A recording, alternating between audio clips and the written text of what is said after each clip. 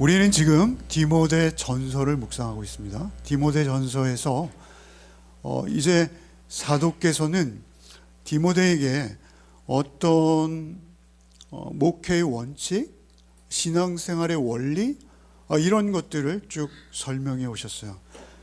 그런데 우리가 이제 오늘 묵상하는 5장 1절부터는 이제 관계에 대해서 말씀하기 시작하시죠. 관계입니다. 그러니까 어떤 관계와 그 관계 속에서 이어지는 역할들 이런 것들을 이제 생각나게 하고 정의합니다. 사실 우리가 신앙생활을 하고 교회생활을 하면서 중요한 것 중에 하나는 우리가 상대를, 서로를 어떠한 존재로 인식하느냐 굉장히 중요합니다. 그러니까 우리가 상대를 어떠한 존재로 인식하느냐가 우리의 삶을 사실 규정합니다. 그래서 우리의 삶의 내용은 사실 내가 내 주변의 이웃들을 어떻게 규정하고 생각하느냐에 따라서 결정되어진다라는 것이죠. 삶의 방향도 결과도 모두 여기에서부터 비롯되어지고 또 결론지어진다. 특별히 오늘 본문에 보면 늙은이들과 어떻게 해야 하느냐 이렇게 디모데에게 말씀하세요. 저는 이 번역이 좀 불만입니다. 다른 성경 번역에 보면 나이 많은 자, 연로한 남자 이렇게 번역하고 있어요. 나이 많은 자, 연로한 남자. 그들과의 관계를 어떻게 맺어갈 것인가? 사실 디모데는 이 편지, 에베소에서 이 편지를 받을 때 그의 나이는 학자들에 따라 차이가 있습니다만 20대 초반이었을 것이다 라는 것이 주된 해석이에요. 굉장히 연소하죠. 교회 안에는 나이가 많으신 분, 거의 그의 부모님, 아니 오히려 증조 할아버지 할머니 이 정도 되시는 분들도 많이 계셨을 거예요. 그런데 그렇게 모여서 신앙생활을 하다 보면 정말 꾸짖을 일, 오늘 본문에 보면 늙은이를 꾸짖지 말고 권하되 이렇게 꾸짖을 일이 있다는 것이죠. 꾸짖지 않으면 안 되는 일이 있다는 것이죠. 그런 일들이 비일비재하게 생긴다는 것이죠. 그때 꾸짖지 말라고 하세요. 꾸짖지 말고 어떻게 하라고요? 권하라 이렇게 말씀하십니다. 여기서 꾸짖는다라는 이 말의 그 단어의 어원은 주먹으로 친다 이런 말에서부터 유래되었다 합니다. 그러니까 주먹으로 쳐서 치는 게 아니라 우리는 말펀치라고 하잖아요. 말펀치. 말로 상대에게 오히려 주먹으로 치는 것보다 더 아프고 깊은 상처를 남길 수 있습니다. 그래서 꾸짖음으로만 해도 얼마든지 신앙에 실족할 수 있고 잘못되어질 수 있는 여지가 많습니다. 그래서 나이 많으신 분, 연로한 남자들에게 말펀치를 행사하지 말고 권하라, 권한다라는 것은 위로하다, 격려하다, 조언하다 이런 의미입니다. 존경과 정중함의 의미를 담는 것이죠. 그래서 한마디로 뭐라고 하세요? 아버지에게 하듯하라. 아버지에게 하듯하라. 아버지는 우리 각자에게 조금씩 다른 뉘앙스일 수 있겠으나 여기서 말씀하시는 아버지는 사랑과 헌신으로 가족을 위해서 자기의 전생애를 드리는 그런 아버지일 것이죠.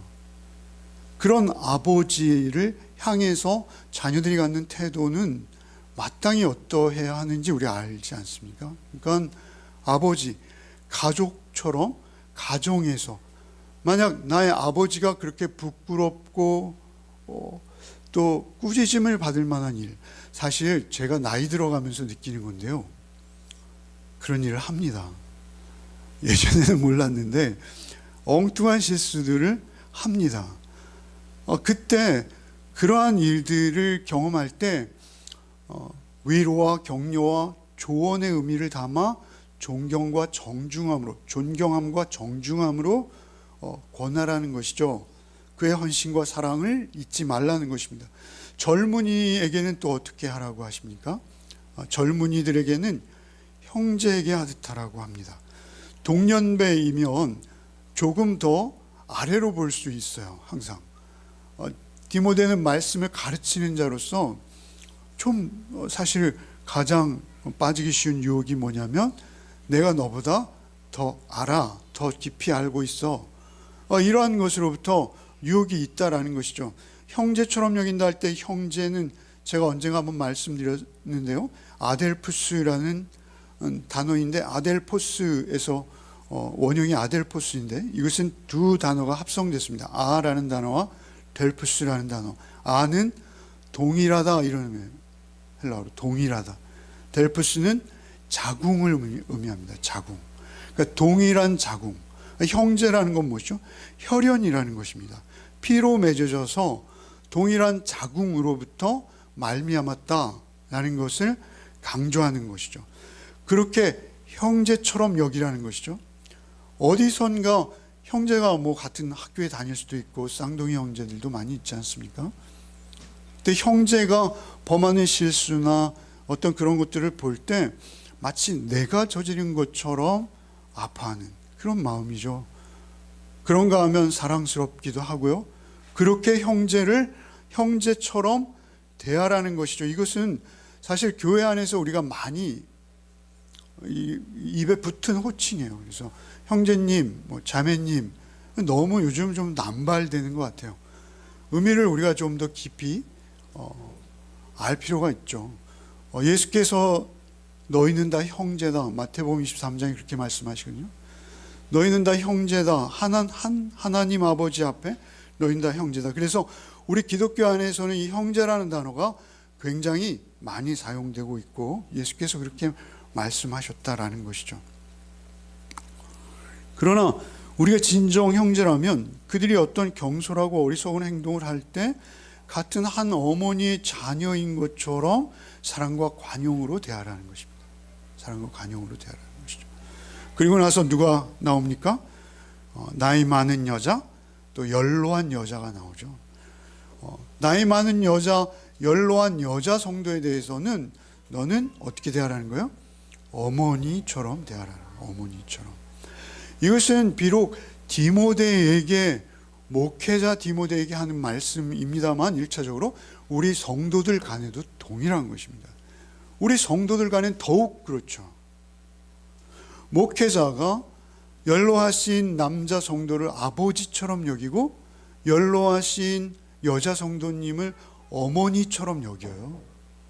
그런데 성도들 간에는 더욱 어떠하겠습니까? 성도들 간에는 더욱 존대해야죠.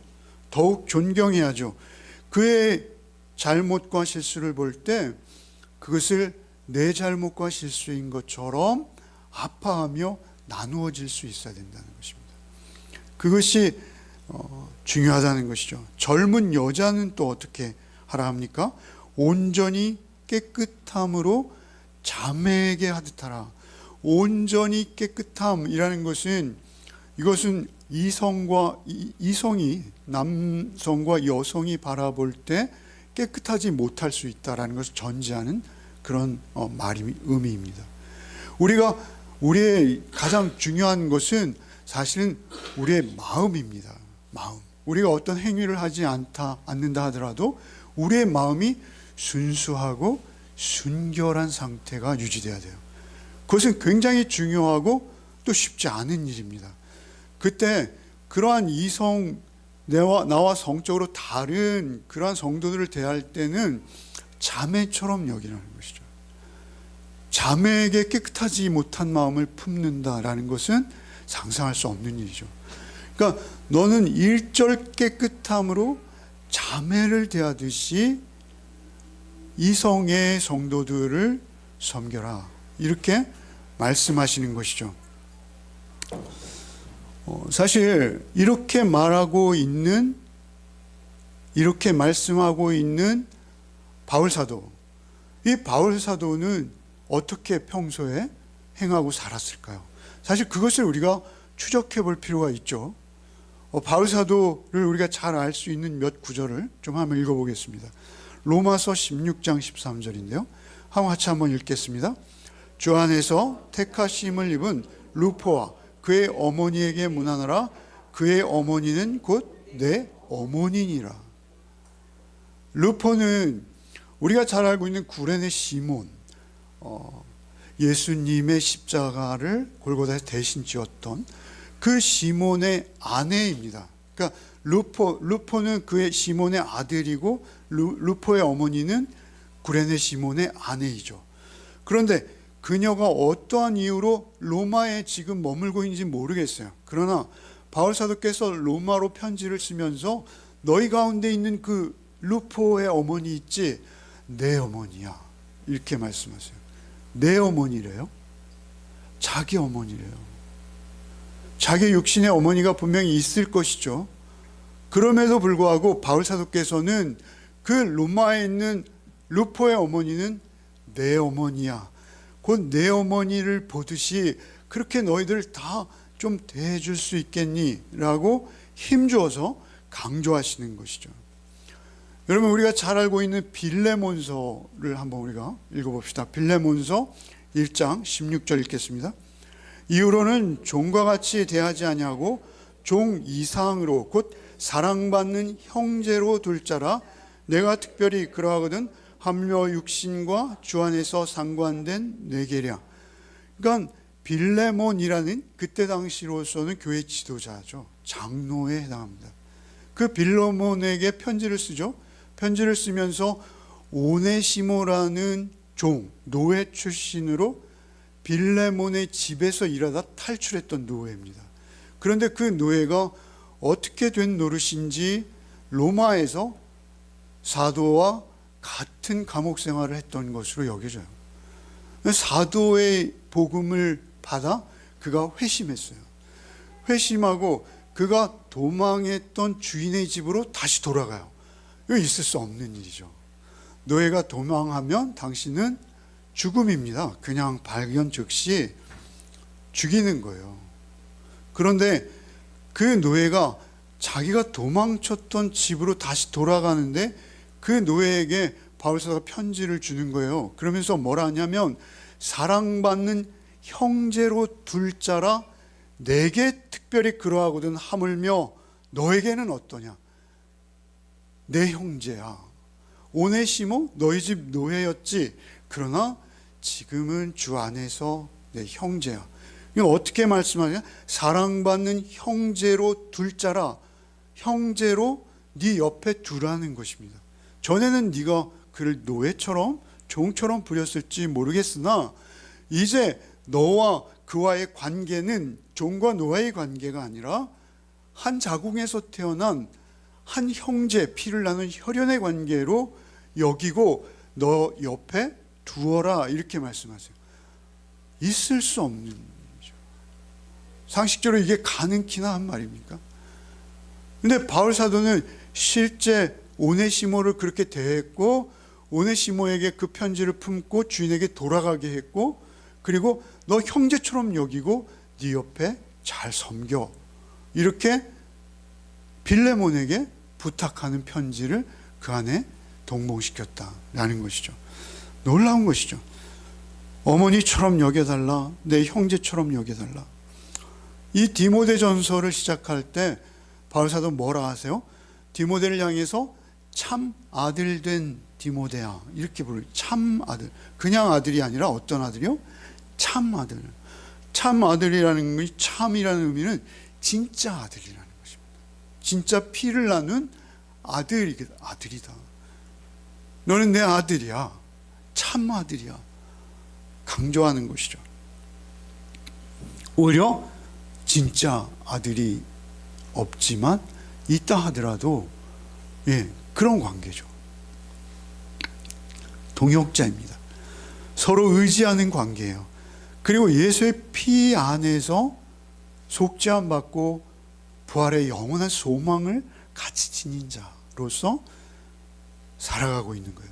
그래서 이제 바울 사도가 우리가 전승에 의하면 순교하시잖아요, 로마에서. 마찬가지입니다. 디모데도 순교합니다. 그들의 삶은 그냥 다 예수 안에 오롯이 모아져 있는 거예요. 그러한 삶들, 디모데도 역시 바울 사도를 아버지처럼 여겼다라는 것이죠. 빌립보서 2장 22절 한번 읽겠습니다.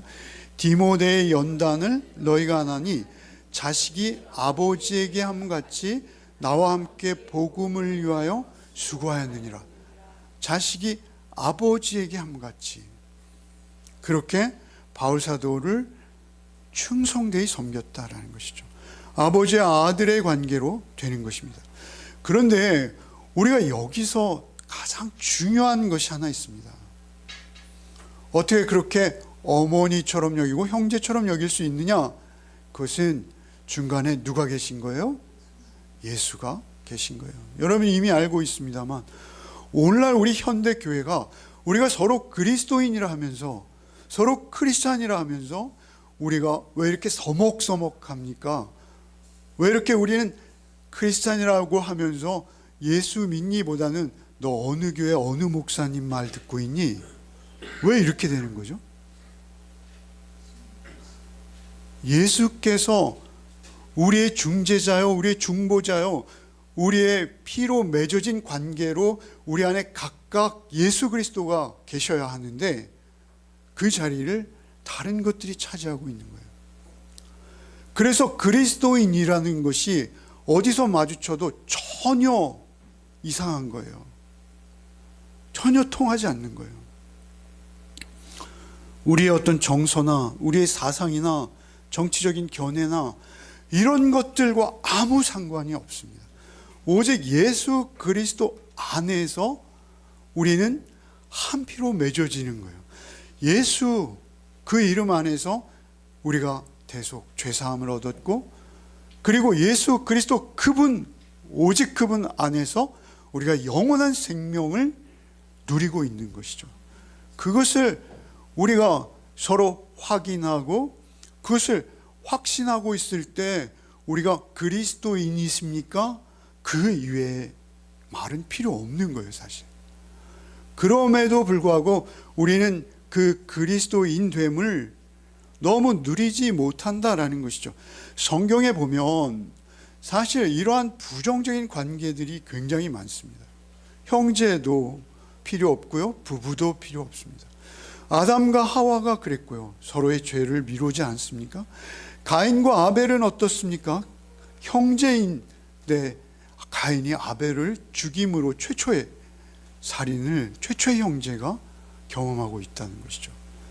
형제의 관계가 그렇다는 것입니다. 여러분 그 이후로 이어지는 창세기에 나오는 형제들의 관계를 좀 보십시오. 야곱과 에서는 어떻습니까? 쌍둥이에요. 쌍둥이인데 어떻게 그렇게 다를 수 있죠? 서로 원수도 그런 원수가 없이 그렇게 평생을 살지 않습니까? 여러분 그 야곱의 아내들 레아와 라헬 말입니다. 그들은 자매예요, 자매. 그런데 서로 자기의 몸종을 남편에게 밀어 넣으면서 경쟁하고 시기하고 질투하지 않습니까? 형제가 그렇고 자매가 그래요. 야곱 한 집에서 그래요. 야곱 자신이 형제가 그렇고요, 자기 부인의 자매가 그래요. 자기 아이들은 어떻습니까? 우리가 잘 알잖아요, 요셉 스토리, 그죠? 자기가 낳은 아들들도 형제간에 화목하지 못한 모습을 우리는 보게 된다죠. 여러분 우리가 열왕기를 지나왔습니다만 열왕기에서 가장 이스라엘의 별 다윗의 아들들을 보십시오. 서로 죽고 죽이고 아버지에게 칼을 겨누고 이렇게 되어지지 않습니까? 아버지와 아들의 관계, 또 형제의 관계들이 쑥대밭입니다. 아주 더 이상 갈 수 없는 막장의 모습을 보이고 있다라는 것이죠. 정말 한 식구는 누구일까요? 정말 한 가족은 누구일까요? 가족이 된다는 건 어떤 의미일까요? 이것을 예수께서 아주 가장 정확히 일러주신 말씀이 있습니다. 여러분, 가족의 의미는 무엇인지 우리 마가복음 3장 31절로 35절을 함께 같이 읽겠습니다. 그때 예수의 어머니와 동생들이 와서 밖에 서서 사람을 보내어 예수를 부르니 무리가 예수를 둘러 앉았다가 여짜오되 보소서 당신의 어머니와 동생들과 누이들이 밖에서 찾나이다. 대답하시되 누가 내 어머니며 동생들이냐 하시고 둘러앉은 자들을 보시며 이르시되 내 어머니와 내 동생들을 보라.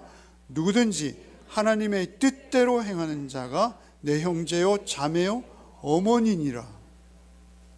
밖에서 마리아와 예수님의 형제들이 예수님을 데리러 왔어요. 네 형이 아무래도 정신 이상인 것 같아. 집으로 좀 데리고 가. 그래서 밖에서 지금 예수께서 한참 설교 중이신데, 말하자면 밖에서 사람을 보내서 급히 나오라고 하는 거예요. 그러자 예수께서 나가실 수 없는 거죠. 사실 누가 내 형제냐라고 묻고 있습니다만 예수께서 그렇다고 그 형제들을 버리진 않으셨어요. 그죠? 잘 아시잖아요. 그들이 어떻게 돌이키고 어떻게 놀랍게 예수를 알아갔는지 성경을 통해서 우리는 알 수 있어요. 그들이 예수를 알아가고 예수 안에서 정말 형제가 됩니다. 그러나 지금 이 대목에서 예수께서 강조하시는 건 무엇이죠? 하나님의 뜻대로 행하는 자. 여기서 지금 이 문장의 표현을 저는 헬라어를 이렇게 생동감 있게 읽을 수는 없습니다만 이 문장의 기법은 예수께서 가까이 있는 자들부터 한 명 한 명 찬찬히 쳐다보셨다라는 의미로 들린다고 합니다. 그리고 내밀한 음성으로 그들의 영혼을 향해 누구든지 하나님의 뜻대로 행하는 자가 내 형제요 자매요 어머니, 심지어 어머니라고 하세요. 어머니. 예수님은 당시에 육신으로 보면 예수님의 나이는 30여 세이셨죠. 어머니 뻘 되는, 마리아 뻘 되는, 아니 그보다 더 연로하신 분들이 그 무리들 가운데는 계셨을 거예요. 근데 그들을 어머니라고 예수님 부르세요. 밖에 있는 어머니도 어머니지만 그 안에 하나님의 뜻대로 행하는 자는 내 어머니다. 놀랍지 않습니까? 내 가족이야, 내 혈연이야, 나랑 피로 맺어진 관계야 라고 말씀하시는 거예요. 혈연 관계야. 피로 맺어져야 되잖아요. 그죠? 어머니와 자식, 형제 모두 피로만 맺어질 수 있는 관계인 것이죠. 특별히 하나님의 뜻대로 행한다라는 것이 중요합니다. 여기서 하나님의 뜻대로 행한다는 것은 어떤 행동, 행위 자체를 말씀하시는 게 아니라요, 하나님의 뜻대로 행한다는 것은 예수의 인격과 성품을 받아들이고 예수가 누군지를 인정하며 예수의 십자가와 부활 앞에서 변화되어진 인격으로 존재하는 거예요. 그것이 하나님의 뜻대로 행하는 것입니다. 예수님을 인정하고 받아들이는 자, 하나님께서 우리에게 베푸신 가장 놀라운 일은 무엇입니까? 그것은 당신의 아들을 우리에게 주사 우리의 죄를 대속하여 십자가에 죽임당하게 하시고 다시 살리셔서 우리의 영원한 소망이 되게 하신 그 사건 앞에서 어떻게 반응하느냐가 하나님의 뜻대로 행하는가 행하지 않는가를 가르는 기준이 되는 것입니다. 그렇게 한 식구로 받아들여진 것을 가족이라 하는 거예요. 식구입니다. 식구. 식구는 무엇이죠? 먹을 식자에 입구자입니다. 식구라는 것, 가족이라는 것은 피로 나누었을 뿐만 아니라 매일 같은 식탁에서 같은 것들을 먹고 마시는 거예요. 그 같은 것들을 먹고 마심으로 내 피 안에, 내 살점 안에 하나 되어짐이 묶어서 타고 흐르는 거예요. 그게 가족이요 식구인 것입니다. 식구. 그래서 떡을 떼고 음료를 마시는 오늘 성찬을 우리가 하는 것입니다. 한 식구가 되었다는 건 한 가족이 되었다는 것이요, 형제가 되고 자매가 되었다는 것이죠. 과연 그러냐라는 것입니다. 과연 그러냐? 우리가 그렇게 맺어지지 못하는 이유는 무엇입니까? 우리에게 각각의 욕심과 시기와 질투와 미움과 각가지 감정들이, 우리 안에 죄된 감정들이 해결되지 못했기 때문입니다. 그것이 왜 해결되지 못합니까? 그것은 우리가 예수 대속의 은혜와 그 보혈의 피의 능력을 믿지도 않을 뿐만 아니라 거기에 반응하지 않는다라는 증거가 되는 것입니다. 우리에게 있어서 사도 요한과 자신의 육신의 어머니 마리아가 맺어지는 관경을 좀 묵상할 필요가 있어요. 여러분, 예수께서 십자가 위에서 못 박혀 돌아가실 때 그 밑에 제자들이 다 도망갔는데 예수께서 가장 사랑하시는 제자라고 수식어가 붙는 사도 요한이 있었어요. 그 요한을 향해서 예수께서 여자여 보소서 아들이니이다 마리아에게 말씀하시고, 그리고 요한에게 말씀하시죠. 보라 내 어머니라 이렇게 말씀하세요. 보라 내 어머니다 이렇게 말씀하세요. 사실 예수님은 요한에게 굳이 어머님을 부탁할 필요가 없어요. 마리아에게는 아들이 자그마치 4명이나 있습니다. 야고보가 있고요, 요셉, 시몬, 유다, 그리고 딸들도 2명 이상 있었을 것이다 라고 예상돼요. 얼마든지 마리아를 모실 만한 아들들이 있었습니다. 그런데 예수께서는 특별히 사도 요한을 부르시고 내 어머니를 좀 부탁한다. 네가 나를 대신해서 내 어머니를 좀 모셔다오. 한 식탁에서 같이 떡을 떼고 음료를 마시며 이분을 내 어머니처럼 모셔달라라고 요청하셨고, 그 요청은 그대로 실현되어진 걸로 알고 있습니다. 놀랍지 않습니까? 사실은 요한에게 어머니가 새로 생긴 거예요. 저는 그렇게 봅니다. 마리아에게도 새로운 아들이 하나 입양된 거예요. 그것이 어떻게 가능한가요? 십자가에 지금 쏟아내고 계신 그 피로 맺어주시는 겁니다. 십자가 아래에 있는 그들을 한 가족으로 엮어주시는 거 아닙니까? 놀랍지 않습니까? 여러분, 그 십자가에서 흘리신 피가 우리를 한 가족 되게 하는 거예요. 그 십자가에서 흘리신 피가 우리를 형제 되게 하고, 우리를 자매 되게 하고, 어머니 되게 하고, 자식 되게 하는 거예요. 여러분 믿으십니까?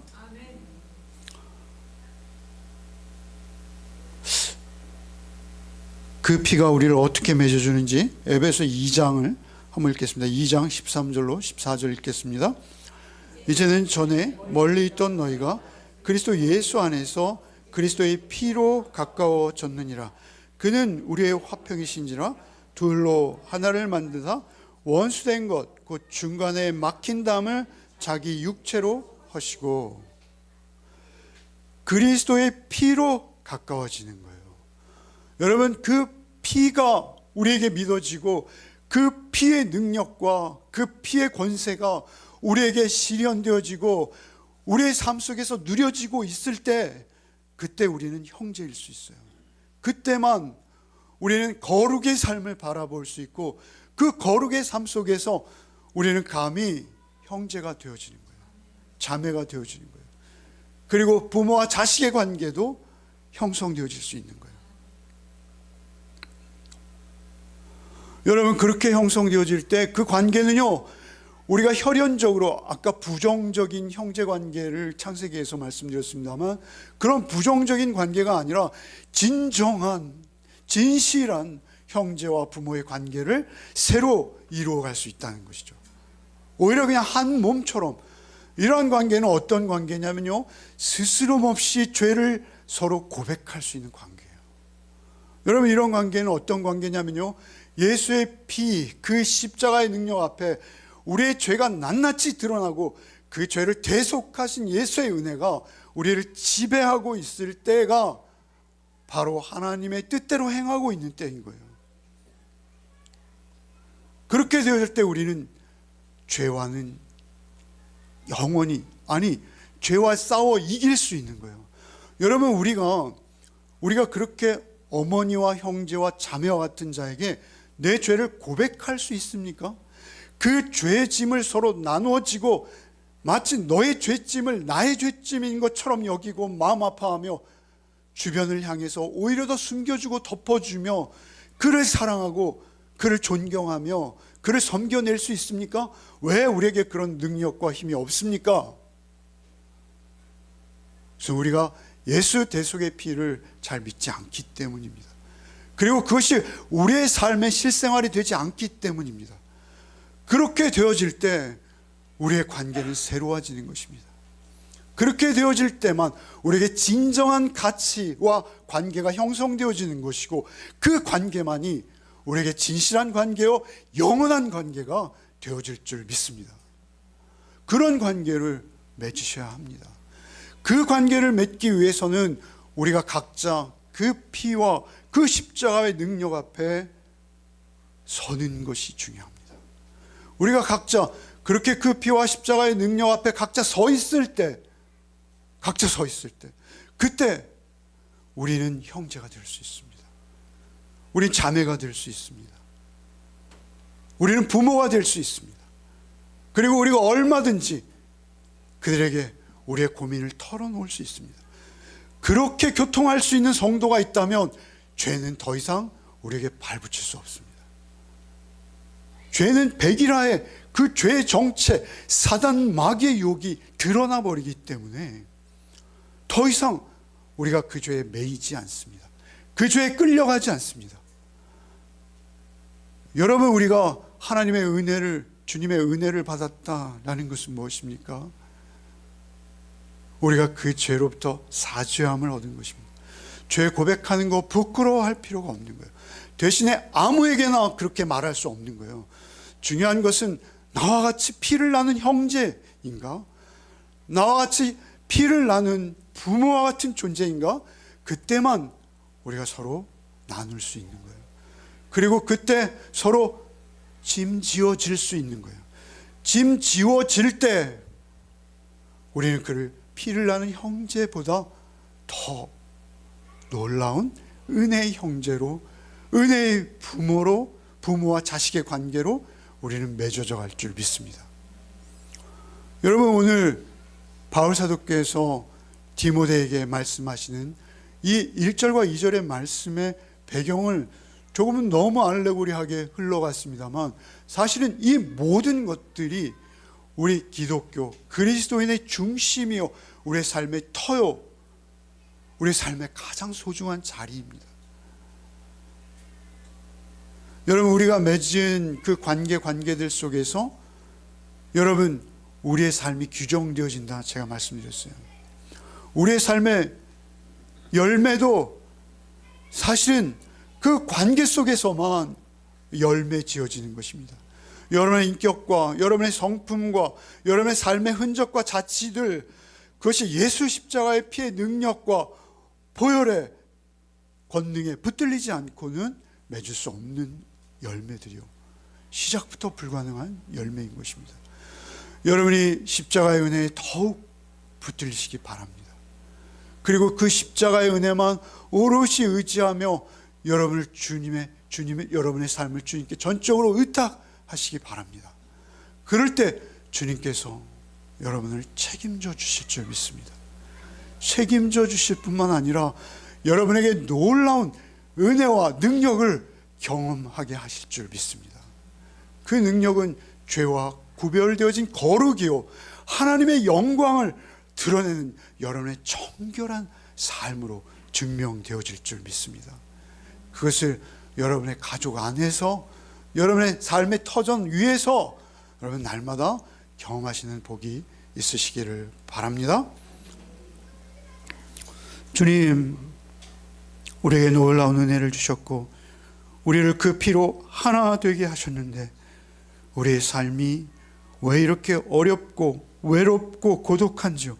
주님, 우리를 불쌍히 여겨 주셔서 오직 주의 은혜 안에 붙들린 자로, 그 은혜 안에 거하는 자로 우리가 살아가게 하여 주옵소서. 그 은혜로 말미암아 서로 사랑하며 서로 섬기며 영원한 생명을 우리 공동체 안에서 지금도 누리며 누릴 수 있는 우리 모두가 되게 하여 주시옵소서. 예수 그리스도 이름 받들어 기도하옵나이다. 아멘.